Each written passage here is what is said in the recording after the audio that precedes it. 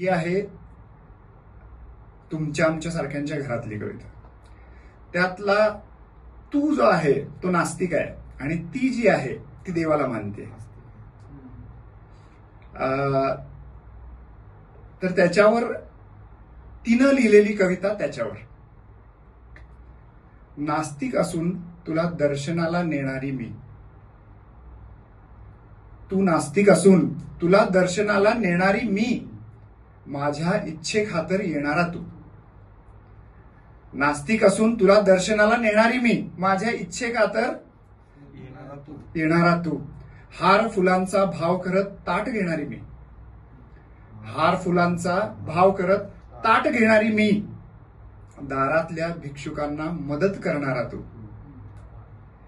रांगेत पुढे जाण्यासाठी धडपडणारी मी.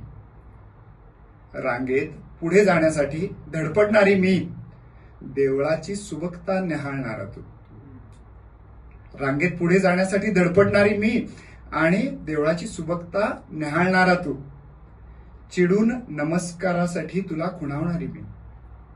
चिडून नमस्कारासाठी खुणावणारी मी, देवळातली प्रसन्नता अनुभवणारा तू. चिडून नमस्कारासाठी तुला खुणावणारी मी आणि देवळातली प्रसन्नता अनुभवणारा तू. देवळात ही चपलेची काळजी करणारी मी. देवळात ही बाहेर ठेवलेल्या चपलेची काळजी करणारे मी, गरजूने नेली असेल असा विचार करणारा तू. खरेच देव नक्की कुणाला पावत असेल, माझ्यासारख्या आस्तिकाला की तुझ्यासारख्या नास्तिकाला.